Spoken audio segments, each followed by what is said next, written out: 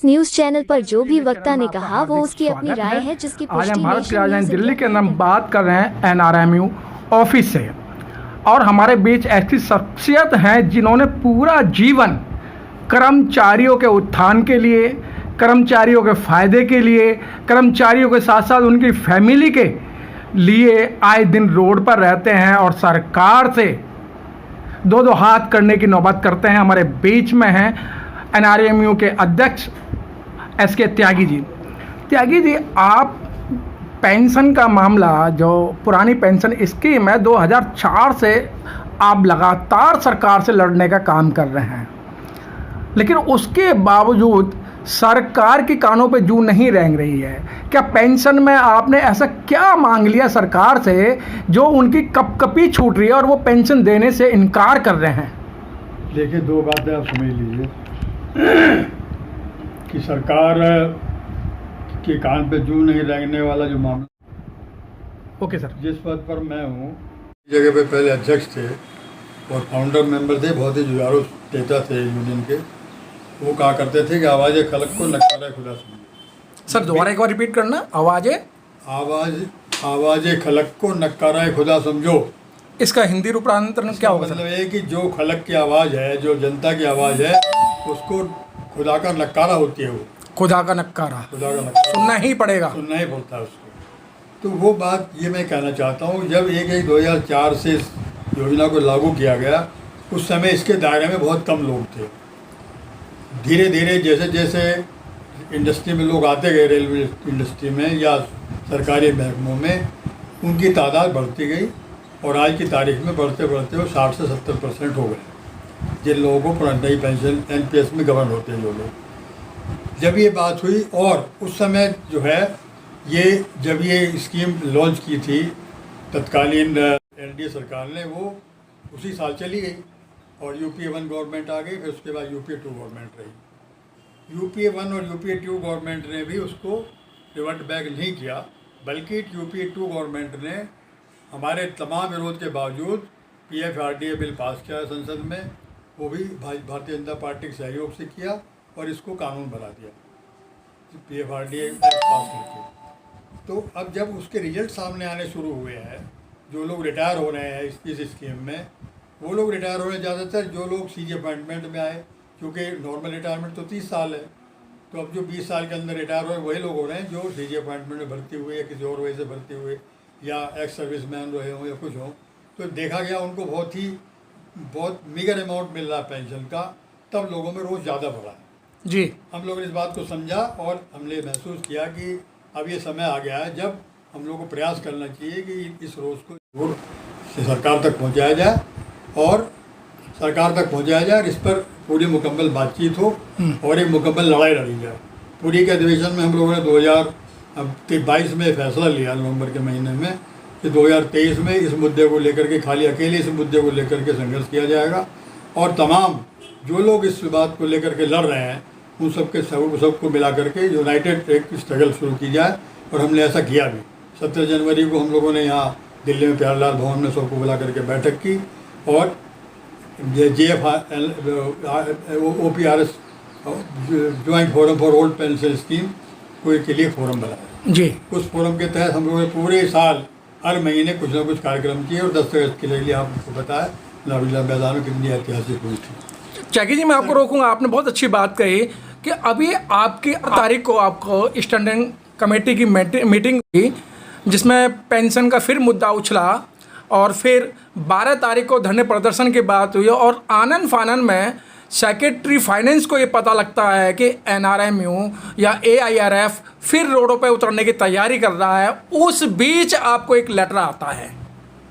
देखिए, ऐसा है कि आपको याद होगा कि हम लोगों ने फैसला लिया था कि अगर सरकार इस पर फैसला नहीं लेती है तो हम लोग 1 मई से हड़ताल पर चले जाएंगे जी। पूरा देश अनिश्चितकालीन हड़ताल पर जाएगा, जिसमें रेलवे भी होगी, तमाम केंद्रीय कर्मचारी होंगे और स्टेट के कुछ कर्मचारी होंगे, सब तमाम लोग मिलकर के हड़ताल करेंगे।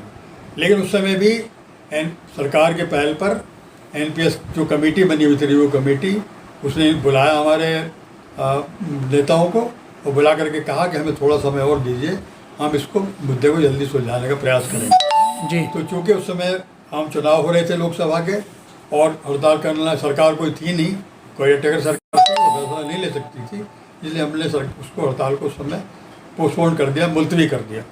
लेकिन जैसे ही नई सरकार बनी हम लोगों ने सोचा कि वो मुद्दा फिर बातचीत कर ली जाए, इस पर फिर दोबारा से इसको लाया जाए उस पर, नहीं तो क्या होगा कि वो मुद्दा ऐसे ही बंद हो जाएगा जी। हमने इसीलिए सोच समझ करके ऑल इंडिया एसोसिएशन ने 4 तारीख को अपने पूरे लोग जो हमारे नेता हैं पूरे देश में उन सबको बैठा उनसे बात की वर्चुअली हमारे महामंत्री और अध्यक्ष ने, और ये तय किया गया कि इस मुद्दे को दोबारा से जब तक गर्म नहीं किया जाएगा तब तक हो सकता है सरकार की कानों पे कान पे जू ना रहेंगे।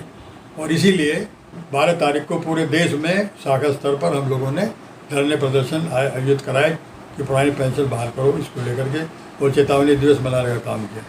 तुरंत सरकार ने बुलाया और बातचीत की हमारे नेताओं से और इनकी बातें सुनी और उन्होंने अपने जो करना चाहते हैं वो इनको बताने का काम किया।